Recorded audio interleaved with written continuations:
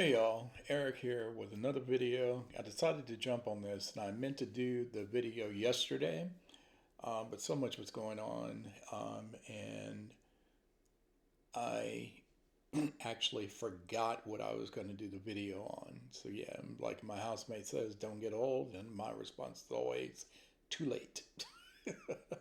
So the video was going to be about something that happened on Friday. It was on my smart news, but I didn't see it on major news outlets. In transparency, I haven't watched CNN headlines in a few days and haven't read anything on the online platforms. So here's what happened on Friday. The Senate held a vote that could have stopped Trump's tariffs. Why this wasn't picked up, I don't know. Because I'm alluding to some of the embarrassment of the Democrats and also something that the Senate doesn't have that the House of Representatives does have. So here's where we were. And I'll pull up the article and go through it with you. But the bill would essentially have killed off an attempt to scrap President Trump's Liberation Day tariffs, um, and people would not have to worry about them.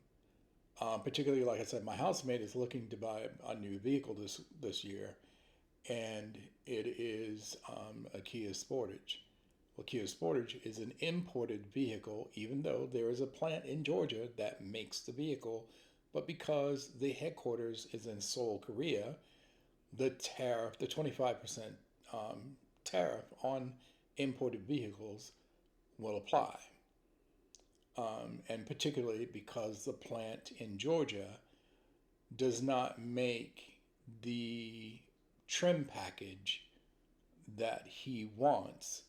So he actually has to order the vehicle from Seoul, Korea, at least at the time of this video. So there was a vote held, but there were two senators absent. A Democratic senator from Rhode Island was out of the country at a conference, and a Republican senator was out sick and had been out sick for a few days, maybe a few more days.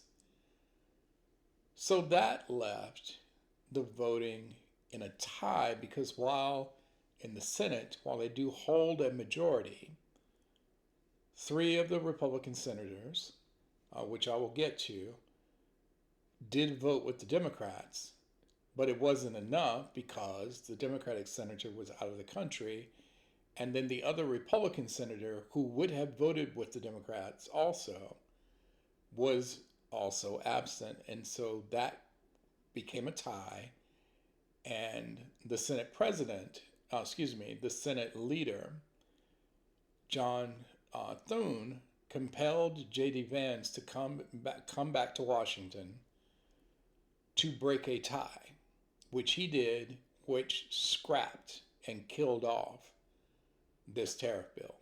So let's dive into it. I actually think I forgot to set this up before I got on here, but just give me a second here. I just have to change this. There we go. So this is from The Hill. I always go to The Hill. It's thehill.com. And then what I did was, since I knew what this title was, I just went ahead and searched Senate tariff vote. And The Hill was the first one to come up.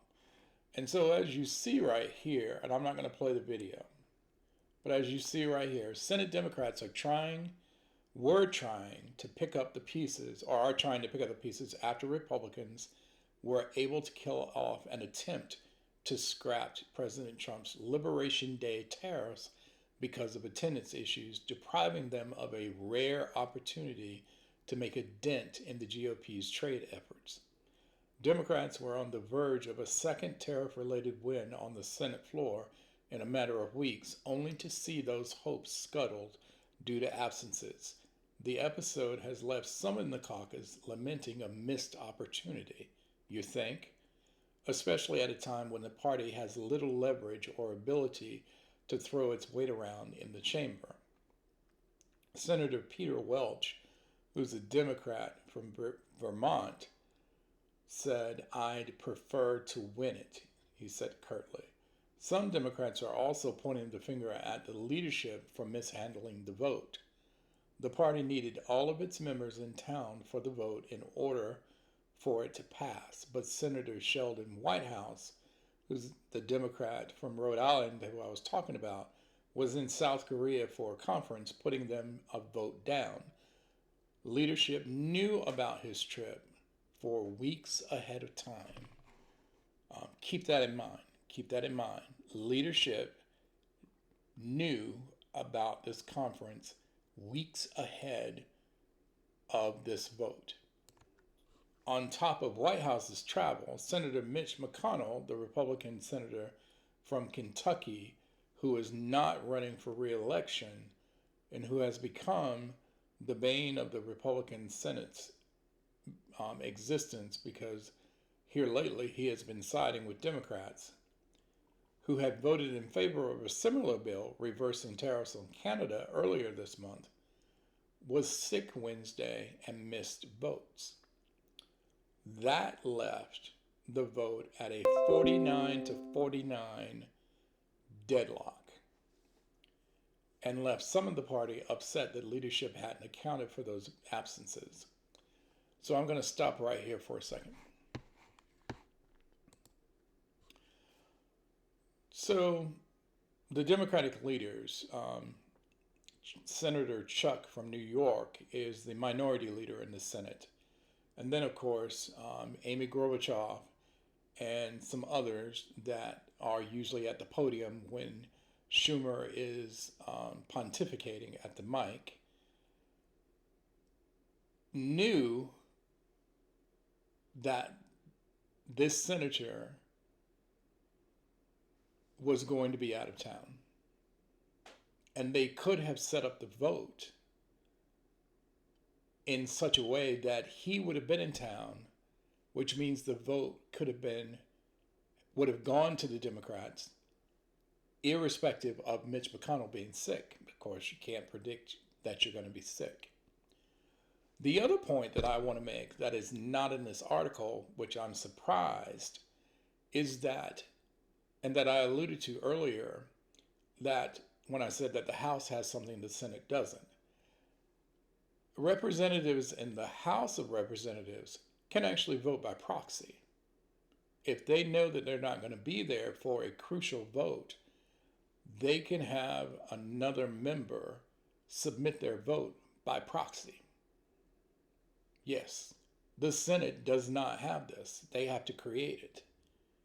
Why didn't Senate leadership compel the entire Senate to vote on absentee senators being able to vote by proxy? We wouldn't even be having this discussion if the senator from Rhode Island was able to vote by proxy and if Mitch McConnell was able to vote by proxy. If both of them had been able to vote by proxy, the bill would have passed and Trump's Liberation Day tariffs would be no more. Never mind the fact that Congress is the one who controls the purse strings, not the executive branch. But that's a subject for another day. So let's continue. They negotiated when they knew that the White House couldn't be here. One source familiar with party deliberations said The source conceded it would have been a different situation had McConnell been able to vote, but said Democrats shouldn't have counted on it. You don't count on the other side to save your bacon, the source continued. You make sure you got all your votes. That's the maximum we can do. We can't win it by ourselves. We've got to get all of our soldiers lined up. Democratic leaders Thursday defended their handling of the vote, of the failed vote. Minority Whip Dick Durbin, who's the Democratic senator from Illinois, stated, "I don't think anything went wrong." Really? Nothing went wrong. We just needed more votes. You could have had more votes if you had been able to vote by proxy. But you didn't think about that, did you? And the reason you didn't think about that is because you didn't even remember that one of the voters was actually going to be out of the country. We weren't sure how the votes would come down, but we knew there would be absences. There, he admits it. They knew there would be absences, yet they did nothing to shore up those absences because they could not control the vote. Words come to mind, but I'm not going to say them on this video. So the article continues that attendance questions started to percolate after White House and McConnell both missed Wednesday morning's votes. Durbin, however, downplayed questions about absences giving Democrats trouble, telling reporters hours before the vote that he didn't have any indication otherwise that there would be issues on that front. How could you not know? You just said that you knew there were going to be absences, but here you're saying, telling the press that before the vote, that he hadn't had any indication otherwise that there would be issues on that front. He added later in the afternoon that he was, quote, not 100% certain of the absence situation. So which is it, Dick? You knew or you didn't know?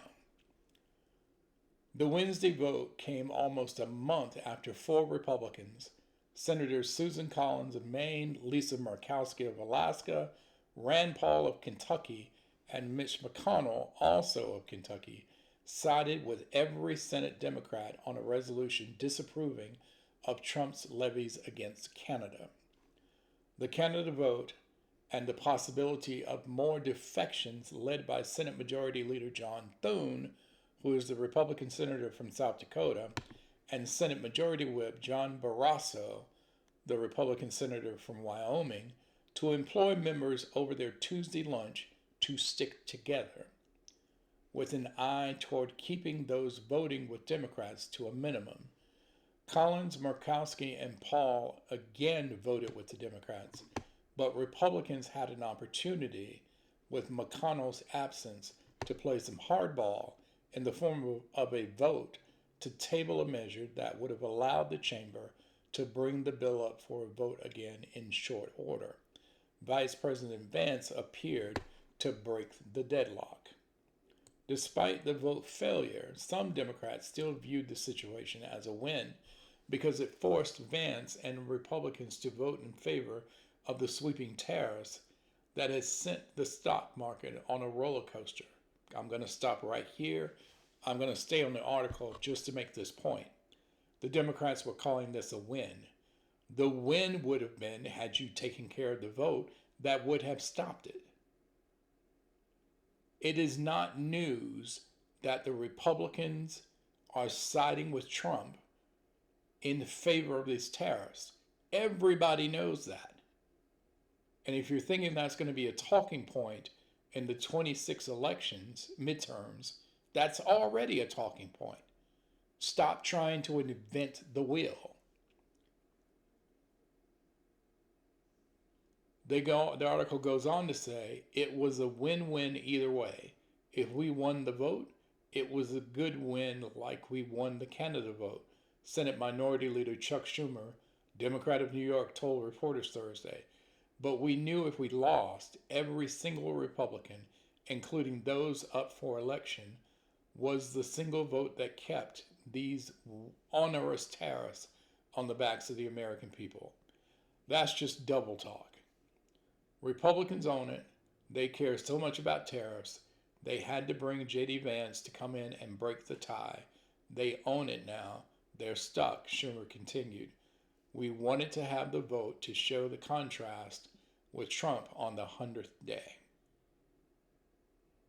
So it mattered to you more that you could do a vote on the 100th day than to get the vote in, or even on the off chance that you could have gotten enough people on the Republican side to allow vote by proxy that this could have been stomped at the thing. You're justifying Chuck Schumer. You're justifying. In this case, I will agree, spin.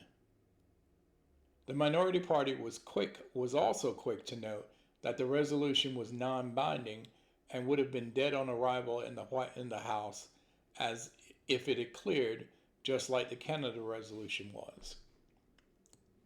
The failed vote also is not deterring those who spearheaded Thursday's effort, with numerous members involved in a push vowing that there will be more to come in the coming months. We've got many more opportunities to force these votes, said Tim Kaine, Democrat from Virginia, who led the Canada tariff vote effort and worked with Paul and Senator Ron Wyden, Democrat of Oregon, on the Liberation Day resolution. He calls Wednesday's vote unfortunate. You think? But now that I've read the whole thing and have the understanding that it would have been dead on arrival at the House anyway. But it just goes to show the ineptitude, which is what I'm going to call it, of the leaders who are running the Senate. I don't think that Chuck Schumer should be the minority leader.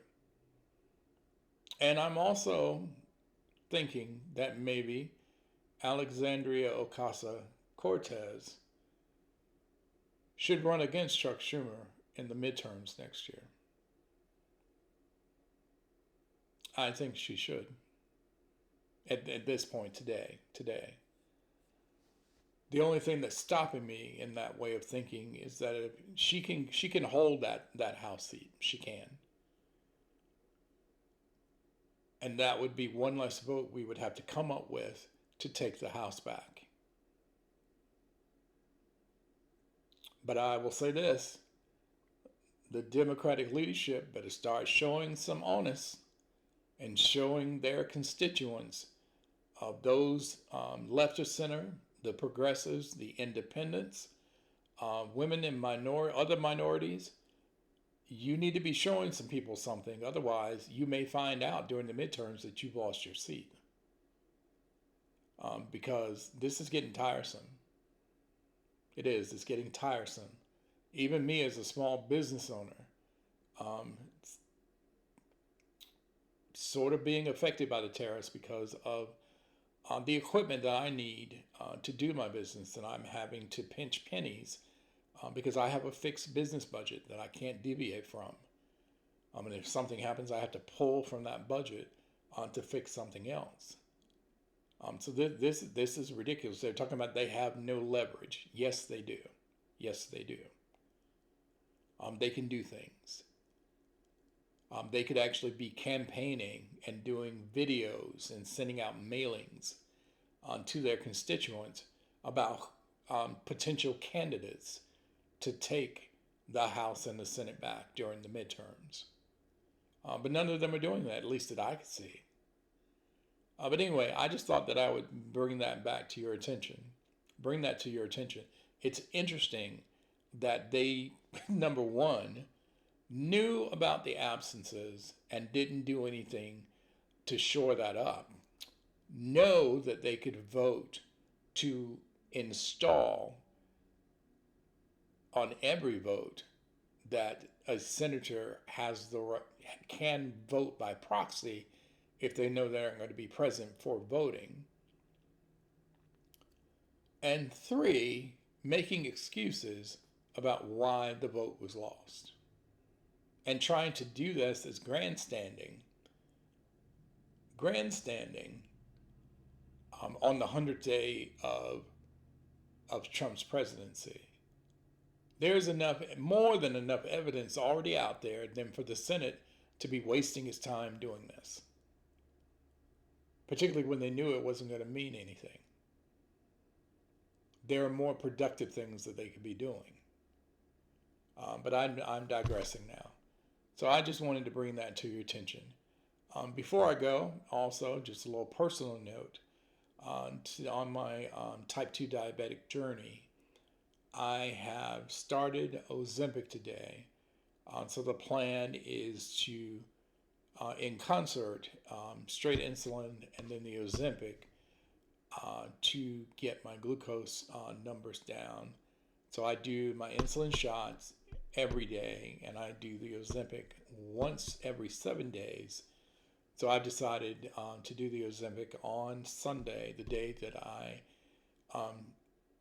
don't really have any extra activity like my 5 mile hike, my workouts, jumping rope, anything like that. Possibly might do the chair yoga because it's only 7 minutes. And it's really more of a stretch than anything else. And I may start doing that chair yoga at night before I go to sleep to help me relax a little bit. Also, I got a new blood pressure cuff. And it turns out the cuff was the problem. It looks like I do not have to go back on blood pressure medication. Yay! Because my blood pressure numbers are now in line with my blood pressure readings from my doctor. Because we were scratching our heads trying to figure it out. And my doctor actually came up with the idea about bringing my cuff into the office so they could see it. And then after they saw that, they asked me to see if I could get a new cuff and then try that. And I did. It's actually a bigger cuff. It's actually too big. But follow the instructions and I'm in the normal range. So that's going well. My weight is coming down a little bit, but Ozempic is probably going to kick that up as a secondary benefit due to the insulin helping me with my blood sugar. So I'll be reporting on that.